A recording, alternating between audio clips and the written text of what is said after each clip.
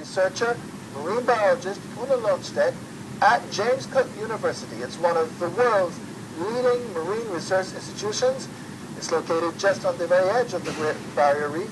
I reached her at her office in Queensland, Australia via Skype. She first told me of what led her to look at lionfish in the Caribbean. When you see them here in their native regions, you're just excited because they're this beautiful fish. But then when you see them in the Caribbean, they're an invasion, they're a problem. And I thought it would just be so interesting to find out what is the big issue with them, what's the deal with lionfish. And what have you found? Well, they're invisible. They're like the ghosts of the Caribbean. It's crazy. When we did the study, me and Professor McCormick, we found that their prey, they don't really recognize them as a threat. You're saying that they just sneak up on their prey and just gobble them up? Yeah, quite frankly, they just sneak up on them and they eat them. They won't see them as something dangerous compared to other predators. And even if I teach the prey that they are a danger, like associative learning, that these fish are dangerous, they will not learn that they are a threat. And that's the same thing that's happening on the Great Barrier Reef in Australia as happens in the Caribbean. Well, on the Great Barrier Reef, they're not such a huge nuisance, but yes, the prey, the small fish that they feed on, they respond in the same way here as they do in the Caribbean. Isn't it fantastic a story as it sounds that somebody's pet fish just found their way out of an aquarium into the waters of Florida and into the Caribbean Sea? It's crazy. It's amazing. I read the other day that through DNA they found that the lionfish that had invaded the whole Caribbean basin, they've come from about 6 to 8 lionfish only, from 6 to 8 females. Isn't that just amazing?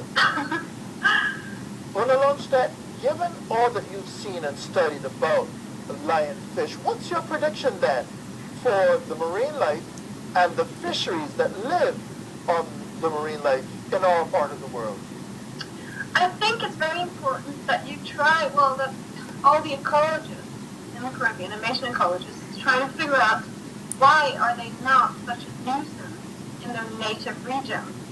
What is controlling them here?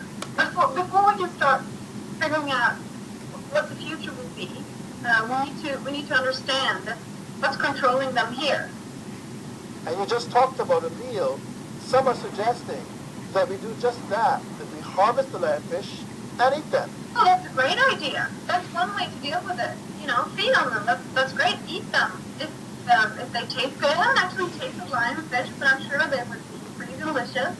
Make them into something that you can serve in restaurants that is sustainable.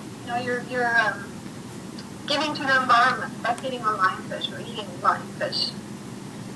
So ultimately, if you can't find out what can naturally prey on the lionfish and keep the numbers down, you're suggesting that we, humans, become the natural predators of the lionfish. They're just the ultimate invader. Nothing perceives them as a threat, and nothing seems to perceive them as a meal. So if no one wants to feed on them, and nothing thinks that they will feed on them, what are you going to do? I mean, the females, they can produce 20 to 30,000 eggs every 2 days. So there's just this massive output. But there's still hope. There's more research to be done before it can say. But there's been some concern about the possibility of a toxin in the lionfish that mightn't make them terribly digestible for humans. What are your thoughts? You just have to cut off their spine, and then they're fine. Their flesh is fine. It's just their toxic spine is not good. I was talking to marine biologist Oona Lonnstedt at James Cook University.